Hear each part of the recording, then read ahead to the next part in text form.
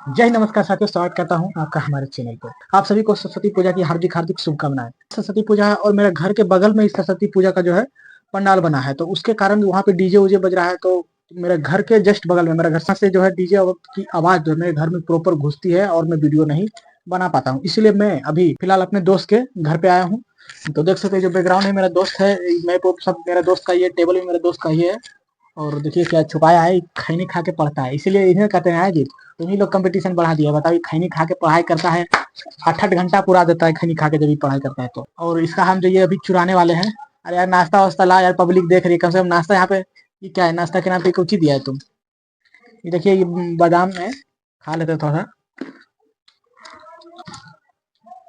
समोसा वमोसा लाया, छेना वना जाओ ला बाजार से। चलिए कोई नहीं, चलिए कोई नहीं, वीडियो को शुरुआत करते हैं। देखिए कमेंट में आ रहा था कि कंप्यूटर पे वीडियो बनाए। बिल्कुल, इसमें जो है कंप्यूटर के बारे में और क्रिएटिव थिंकिंग के बारे में बताऊंगा। कंप्यूटर के बारे में भी हर एक व्यक्ति को, अगर आप रेगुलर मजदूर का फॉर्म फिल किए हैं तो आपको, आप एक आम नागरिक हैं तो थोड़ी बहुत जानकारी कंप्यूटर की रहनी चाहिए। और जिन्होंने भी कंप्यूटर डाला है इतना जान लीजिए, कंप्यूटर से नॉर्मल नॉर्मल से क्वेश्चन पूछेंगे, ज्यादा लेवल हाई नहीं रहेगा कंप्यूटर का। ऐसा नहीं कि आप पूरा कंप्यूटर का डिटेल पढ़ने लग जाओ, जितना उनको जानकारी होगी उतना ही पूछेंगे, ठीक ना। इस बात को क्लियर रखिए, क्योंकि वो बुजुर्ग हैं, उनको खुद भी उतना कंप्यूटर की जानकारी हो सकता है ना रहे। चलिए क्रिएटिव थिंकिंग का सबसे पहला क्वेश्चन ये पूछेंगे, आपको टीम में काम करने को दिया जाए तो आप काम को कैसे बांटेंगे, सबको बराबर बराबर कैसे बांटेंगे। तो उसमें आपका आंसर क्या होना चाहिए? आपको आंसर ये होना चाहिए कि जैसे मैं अपने एंगल से बता रहा हूँ, आपको जो अच्छा लगता है आप बेहतर बता सकते हैं, हमसे भी बेहतर आप हो सकता है बता सकते हैं आंसर। कि मैं सबको बराबर बराबर काम में बांटूंगा और सबसे पहले मैं पूछ पूछ कर श्योर कर लूंगा कि किन्हीं के ऊपर काम का प्रेशर ज्यादा तो नहीं पड़ रहा है, ठीक ना। मैं इस तरह से सभी के ऊपर जो है सबको काम बांटूंगा। बोर्ड पर लिख के फोटो खींच लिया। काम को जल्दी और सही कैसे करोगे? काम को जल्दी और सही कैसे करने का तरीका होता है, एक ही तरीका। एक तो काम को सही तरीके से किया जाए।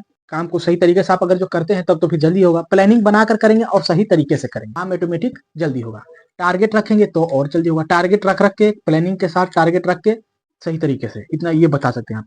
काम के बीच थकान कम करने के लिए आप क्या सोच सकते हैं? अगर काम करते वक्त आप थक जाते हैं तो थकान को दूर करने के लिए आप क्या सोचिएगा?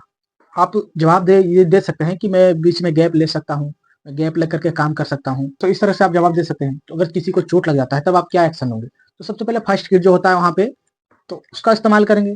अगर जरूरत पड़ी तो अधिकारी को भी सूचित करेंगे और एम्बुलेंस को कॉल करेंगे। गलती हो जाए तो कैसे सुधारोगे? अगर आपसे गलती हो जाए तो अब आपका क्या एक्शन रहेगा? अगर आपसे गलती हो जाता है तब आप क्या करोगे? मैं अपनी गलती को सीनियर अधिकारी को बताऊंगा और अपनी गलती को सुधारने की कोशिश करूंगा, ठीक ना, और अपनी गलती से सीखूंगा। अगर आपसे गलती हो गई, एक क्वेश्चन ये भी रहेगा, अगर आपसे गलती हो गई और किसी ने नहीं देखा, बाई चांस किसी ने नहीं देखा, आपसे गलती हो गई, तो आप क्या करोगे? अगर आप अगर आप काम को छुपा लेते हो, किसी ने देखा ही नहीं, तब आप क्या करोगे? तो आप तो यही ना सोचोगे चलो किसी ने देखा ही नहीं, गलती हो गई, कौन किया क्या पता। तो उस समय आपका ये अगर ऐसा क्वेश्चन आता है तो उसमें आपको जवाब देना है सोच विचार करके। सर संस्थान के लिए कोई भी गलती जो है, मेरी गलती आगे चल के हो सकता है बड़ी रूप ले ले, तो मैं अपनी जो गलती है जो है बता दूंगा अधिकारी को कि मुझसे ये गलती हुई है। अगर मैं छुपाता हूँ, अपनी गलती को छुपाता हूँ, तो कहीं ना कहीं मेरे ईमानदारी पर सवाल खड़ा करता है इस सिचुएशन में, ठीक ना। तो इस चीज को आप ध्यान रखेंगे, कहीं ना कहीं मेरा जो ईमानदारी का के ऊपर भी सवाल उठ सकता है अगर मैं अपनी गलती को छुपाता हूं तो। गलती से आप क्या सीखते हैं? गलती से हम जो गलती किए हैं, जिस प्रक्रिया के द्वारा हमने गलती किया है, वो सीखते हैं कि वो प्रक्रिया दोबारा हम ना करें। किसी भी काम को इम्प्रूवमेंट लाने के लिए आप क्या करेंगे? जैसे आप कोई काम कुदार पाना है तो कुदारे, खेत जोतना है तो क्या कुदारे से जोताएगा?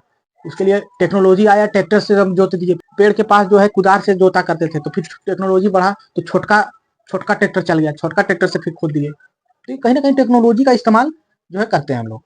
फला जी, अगर आपको एक्स्ट्रा काम मिले तब आप क्या करोगे? अगर इस संस्थान के द्वारा मुझे एक्स्ट्रा काम भी करवाया जाता है तो मैं अपना काम करने के लिए तैयार हूँ। अपने काम पर गर्व कैसे महसूस करूं? जब मैं अपने काम को ईमानदारी पूर्वक, मेहनत पूर्वक, लगन से करता हूँ तो मैं अपने काम पे गर्व करता हूँ, बात खत्म। अगर बारिश में काम करना पड़े तब आप क्या करोगे? अगर बारिश में काम करे तो सीधी सी बात है, या बारिश लंबे समय तक हो रही है तो फिर मुझे रुकना पड़ेगा। अगर छोटे समय के लिए बारिश होती है तो मैं रुक जाऊंगा, अगर लंबे समय के लिए बारिश होती है तो मैं रेन कोट का इस्तेमाल करूंगा। गर्मी में आप कैसे काम करोगे? गर्मी का टाइम है तो मैं सोचूंगा कि बीच में जो है पानी, अपने शरीर पे ध्यान दूंगा और पानी को मेंटेन करके रखूंगा शरीर में। भारी सामान उठाते समय सेफ्टी का कैसे ध्यान रखोगे? मैं हो सकता है तो मैं झुक करके उठाऊंगा भारी सामान को, और अगर मुझसे नहीं होता है तो मैं अपनी टीम को बुलाऊंगा और भारी सामान को सेफ्टी पूर्वक उठाऊंगा। अगर काम बोरिंग लगता है तब आप इंटरेस्टिंग बनाने के लिए क्या करेंगे? तब मैं अपने काम को टारगेट रख के काम करूंगा, और अपना काम को अपना कर्तव्य मानकर करता रहूंगा।